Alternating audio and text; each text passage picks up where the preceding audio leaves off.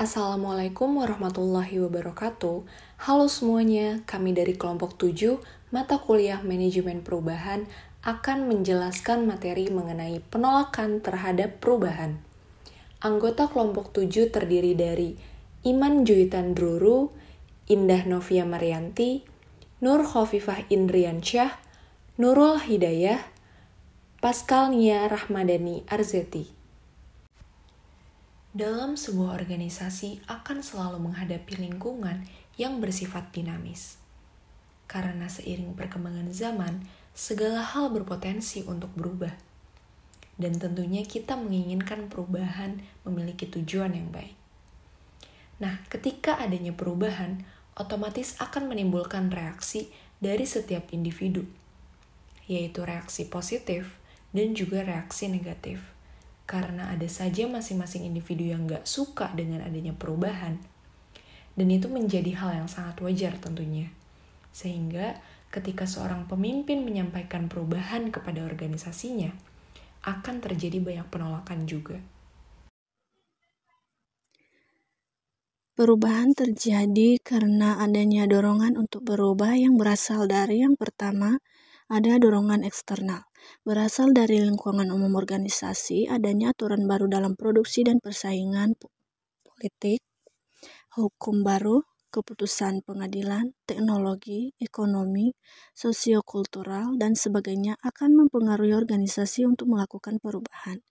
Kemudian, di sini ada dorongan internal, berasal dari dalam organisasi itu sendiri.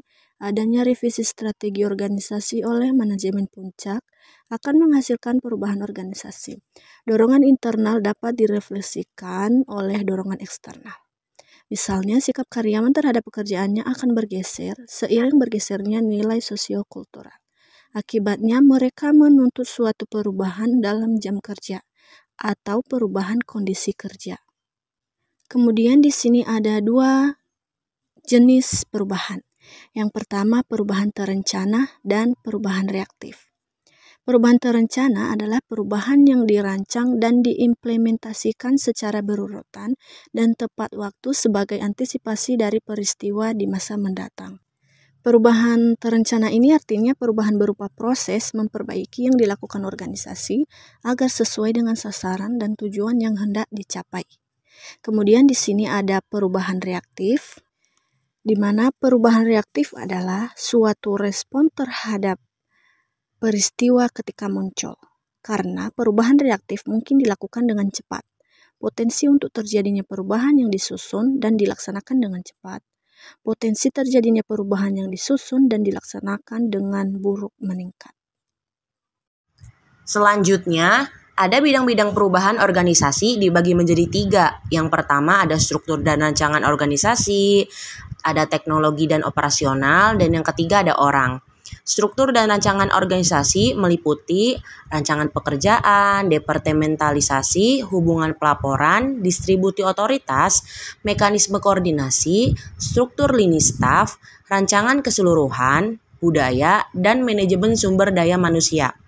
Teknologi dan operasional meliputi teknologi informasi, peralatan, proses pekerjaan, urutan pekerjaan, dan sistem pengendalian.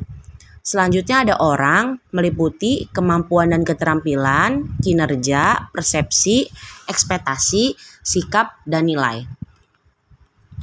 Lanjut ke slide selanjutnya, ada 7 langkah komprehensif proses perubahan. Yang pertama ada mengenali kebutuhan akan perubahan.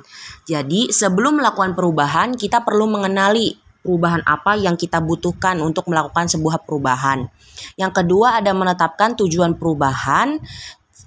Setelah kita mengenali, kita harus menetapkan tujuan. Jadi tujuan kita untuk berubah itu apa? Yang ketiga ada mendiagnosis apa yang menyebabkan perlunya terjadinya di perubahan. Yang keempat ada memiliki teknik perubahan yang sesuai untuk mencapai tujuan. Yang kelima ada merencanakan implementasi untuk perubahan. Yang keenam ada mengimplementasikan perencanaan perubahan. Dan yang terakhir ada mengevaluasi perubahan dan tindakan lanjut. Resistensi terhadap perubahan. Perubahan pada dasarnya diupayakan untuk membuat keadaan menjadi lebih baik. Namun, pada kenyataannya tidak setiap perubahan akan mendapat dukungan.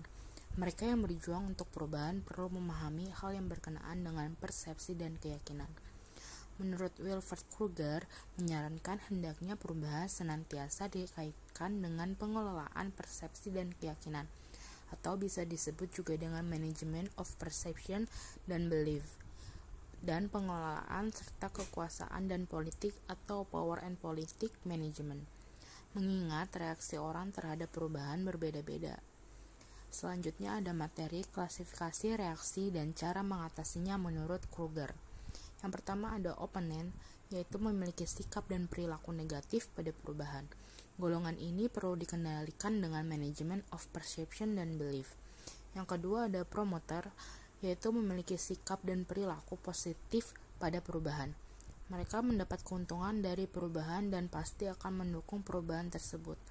Yang ketiga ada hidden opponents, yaitu memiliki sikap dan perilaku negatif pada perubahan namun seolah-olah mendukung perubahan tersebut atau opportunists.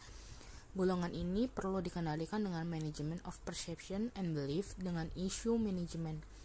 Yang terakhir ada potential promoter, yaitu memiliki sikap positif terhadap perubahan namun belum terlalu yakin. Golongan ini perlu dikendalikan dengan power and politic management. Selanjutnya, resistensi terhadap perubahan memiliki 8 alasan utama. Yang pertama, takut terhadap kemungkinan yang tidak diketahui. Yang kedua, takut akan kegagalan. Yang ketiga, tidak sepakat dengan kebodohan akan perubahan.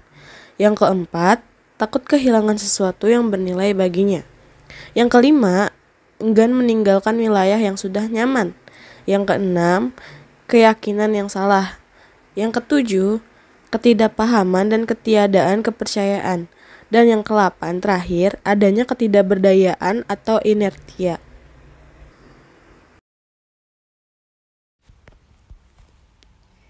Dapat disimpulkan bahwa penolakan terhadap perubahan tidak selalu negatif atau tanpa alasan.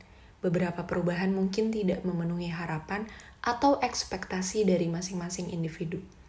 Dan tugas seorang pemimpin perlu pertimbangan yang hati-hati sebelum mengadopsi dan mengelola perubahan tersebut sesuai dengan keadaan lingkungan organisasinya. Dengan cara melibatkan karyawan secara menyeluruh dan menjaga komunikasi yang terbuka. Sehingga dapat menurunnya resistensi karyawan serta dapat meningkatkan efisiensi dan produktivitas organisasi perusahaan.